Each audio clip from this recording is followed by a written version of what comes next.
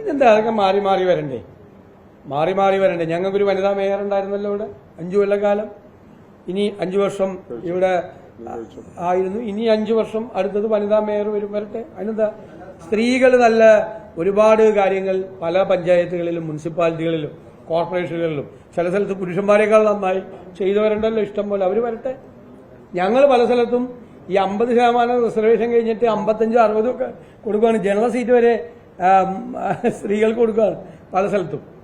കാരണം അവർ കേപ്പബിൾ ആയിരുന്നു പല സ്ഥലത്തും. അപ്പോൾ ചിലപ്പോൾ അവർ തന്നെ നിന്നാൽ ജയിക്കും. അവരാണ് ജയിക്കാൻ കൂടുതൽ സാധ്യതയെങ്കിൽ ഞങ്ങൾ അവർക്ക് കൊടുക്കുക. അപ്പോൾ 50% സംവരണം കഴിഞ്ഞ് ഞങ്ങളുടെ പല സ്ഥലത്തും നോക്കി 60%. എന്റെ പറവൂർ മുനിസിപ്പാലിറ്റിയിലൊക്കെ 60. അല്ല, അതൊക്കെ ജനറൽ സീറ്റിൽ സ്ത്രീകൾ മത്സരിക്കുന്ന ആ സാധ്യതകളെല്ലാം ഒത്തുവന്ന് അവർക്ക് കൊടുക്കും. പാർട്ടി അതിന് ഒരു ജനറൽ സീറ്റിൽ സ്ത്രീകൾക്ക് കൊടുക്കാൻ പാടില്ല എന്നുള്ള തീരുമാനം കോൺഗ്രസിനില്ല. നല്ല നന്നായി വർക്ക് ചെയ്യുന്ന ചില ആളുകളുടെയൊക്കെ പേരുകൾ അവരുടെയൊക്കെ വാർഡുകളിൽ ജനറലായപ്പോൾ വന്നിട്ടുണ്ട്. അത് ഞങ്ങൾ പരിശോധിച്ച് കൊടുക്കും. അതിന് യാതൊരു തടസ്സവുമില്ല. പാർട്ടി ഇറക്കിയിരിക്കുന്ന ഒരു നിർദ്ദേശത്തിലോ സർക്കുലറിലോ ഒന്നും ഒരു ജനറൽ സീറ്റ് ഒരു സ്ത്രീക്കും കൊടുക്കരുത് പറഞ്ഞിട്ടേ ഇല്ല, പറയുകയില്ല കോൺഗ്രസ്. അങ്ങനെ പറയില്ല കോൺഗ്രസ്. അല്ല, അത് നമ്മൾ ചർച്ച ചെയ്തുകൊണ്ടിരിക്കുന്ന ഒരു കാര്യമാണ്. അതിനകത്ത് റിസൾട്ട് ഉണ്ടാവും, അത് പറയും. നമുക്ക് അങ്ങനെ ആരോടെങ്കിലും വിരോധങ്ങളാണ്, പ്രത്യേകിച്ച് ഞാൻ അറിയാൻ പാടില്ല. അല്ലല്ലോ, അവർ കഴിഞ്ഞ പാർലമെന്റ് തെരഞ്ഞെടുപ്പിൽ ഞങ്ങളെ പിന്തുണച്ചു.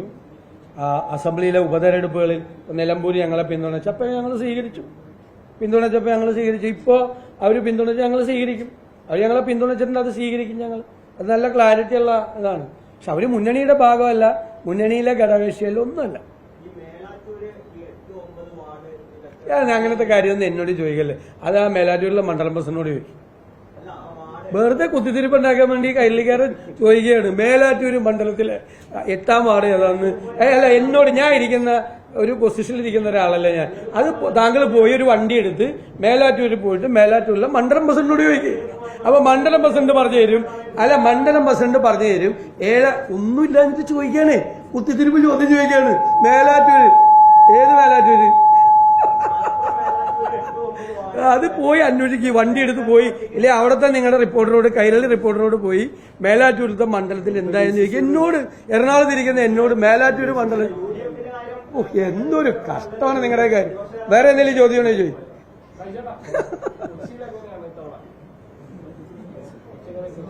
കൊച്ചിയില് കൊച്ചി നഗരസഭ ഉജ്ജ്വല വിജയം നേടും. ഉജ്ജ്വല വിജയം.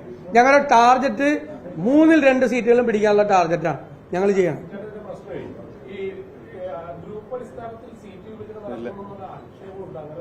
ആടാ, ഇത് എവിടെ നിന്ന് കിട്ടിയതാണോ ഇത്? ഏത് ഗ്രൂപ്പ്? കോൺഗ്രസിലൊന്നും ഗ്രൂപ്പുമില്ല, എല്ലാവരും ഒരുമിച്ചാണ് നിൽക്കുന്നത്. ഒരു ഗ്രൂപ്പുമില്ല. ഒന്നാമത്തെ ഈ ചാർജുള്ള ഒരാൾ ഞാനാണ്. ഈ കൊച്ചി കോർപ്പറേഷന്റെ ചാർജ് എനിക്കാണ് നേതൃത്വം തന്നിരിക്കുന്നത്. ഈ സീറ്റ് വിഭജനവുമായി ബന്ധപ്പെട്ട ഈ ആർക്കൊക്കെയാണ് ഇതുവരെ കൊടുത്തിരിക്കുന്നതെന്ന് എനിക്കറിയാൻ പാടില്ല. പിന്നെ നമുക്കെവിടെ നിന്ന് കിട്ടിയാവത്? അല്ലെ, ചോദിച്ചാണ്. എനിക്കറിയില്ല. കാരണം വെച്ചാൽ അതിന്റെ ഒരു ഞങ്ങള് സീറ്റ് വിഭജനം UDF-ലെ ഘടകകക്ഷികൾക്ക് കഴിഞ്ഞ് ഞങ്ങളുടെ നേതാക്കന്മാർ അതിലിരിക്കേണ്ട പ്രധാനപ്പെട്ട 2 പേരാണ് എന്റെ ഇടതും വലതും ഇരിക്കുന്നത്. അവർക്ക് പോലും അറിയാൻ പാടില്ല. ആ ചർച്ചയിൽ ഞാൻ ചർച്ചയിലുണ്ടായില്ല. ഈ ചർച്ചയിൽ പങ്കെടുത്ത് ഇവർക്ക് പോലും അറിയില്ലാത്ത കാര്യമാണ്. വേറെ വല്ല ചോദ്യം ഉണ്ടെങ്കിൽ ചോദിക്കും.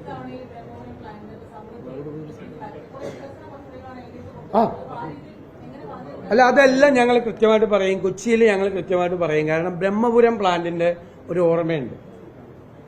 അതിന്റെ കരാറെടുത്തവരെ രക്ഷിക്കാൻ കോടികളുടെ അഴിമതി നടത്തി ബ്രഹ്മപുരത്തെ മാലിന്യ പ്ലാന്റിന് തീ കൊടുത്തവരാണ്. അതിന് കൂട്ടുനിന്നവരാണ് ഈ ഭരണകൂടം, 5 വർഷത്തെ ഭരണകൂടം.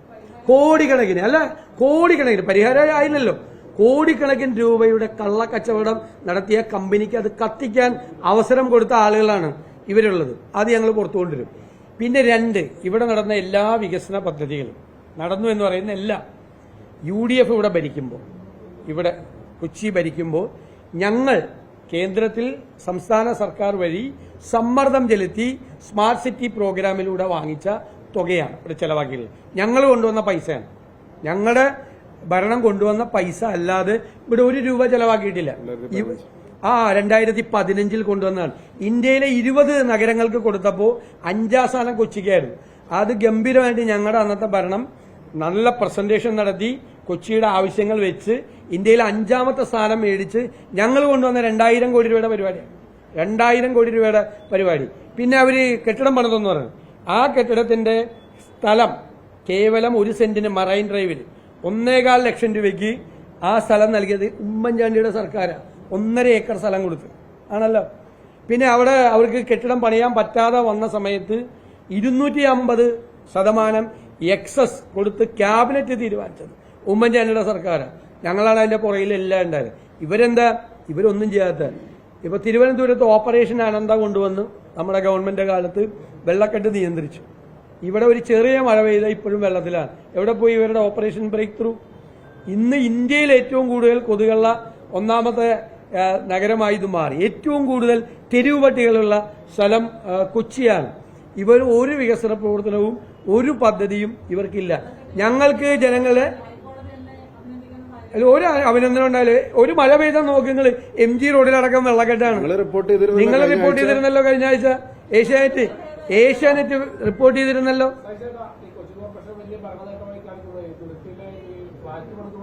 ഇതൊക്കെ ഞാൻ ചോദിക്കട്ടെ, സ്മാർട്ട് സിറ്റി രാജീവ് ആവാസ് യോജന പദ്ധതിയാണ്. രാജീവ് ആവാസ് യോജന UPA സർക്കാരിന്റെ കാലത്ത് തുടങ്ങിയ പദ്ധതി പൂർത്തീകരിക്കാൻ പറ്റാതെ വന്നപ്പോ സ്മാർട്ട് സിറ്റിയിൽ നിന്ന് 25 കോടി രൂപ കൊടുത്തിട്ട് പൂർത്തീകരിച്ച പദ്ധതിയാണ്. ആ പണം കൊണ്ടുവന്ന് ഞങ്ങളാണ് കൊണ്ടുവന്നത്. ഞങ്ങൾ കൊണ്ടുവന്ന പണമാണ് ആ പണം കൊണ്ടുവന്ന്. ആ പണം 2015 കൊണ്ടുവന്ന്. അതിന് ഉമ്മൻചാണ്ടി സർക്കാരും ഈ UPA സർക്കാരും എല്ലാം നന്നായി ഏത് ചെയ്തിട്ടുണ്ട്. അതാണ് ഇവിടെ നടത്തുന്നത്. നിങ്ങൾ നോക്കിക്കോ, എല്ലാം സ്മാർട്ട് സിറ്റിയുടെ പൈസ അല്ലെന്ന്. അല്ലാതെ ഏത് പൈസ ഉള്ളത്? അല്ലാതെ നടക്കുന്ന റൊട്ടീൻ വർക്ക്. അതൊക്കെ ഞങ്ങൾ നല്ല ക്യാമ്പയിൻ ഉണ്ട്. നല്ല ക്യാമ്പയിൻ മെറ്റീരിയൽസ് ഞങ്ങളുടെ കയ്യിലുണ്ട്. നന്നായി ഞങ്ങൾ അഗ്രസീവ് ക്യാമ്പയിനാണ് നടത്തുന്നത്. വേറെ വല്ലതും ഉണ്ടോ? വേറെ പ്രത്യേകിച്ചുണ്ട്. ഒരു ഏരിയ സെക്രട്ടറി UDF ചേർന്നിട്ടുണ്ട്, CPMന്റെ. അത് അറിഞ്ഞായിരുന്നു. പിന്നെ വേറൊരു വളരെ പ്രധാനപ്പെട്ട ഒരു സീനിയർ നേതാവ് തൃപ്പൂണിത്തുറയിൽ നിന്നും ചേർന്നിട്ടുണ്ട്, ചന്ദ്രൻ. പഴയ ഏരിയ സെക്രട്ടറി CPMന്റെ KG ആന്റണി UDF ചേർന്നിട്ടുണ്ട്. അതൊക്കെ ഒന്ന് അന്വേഷിക്കും.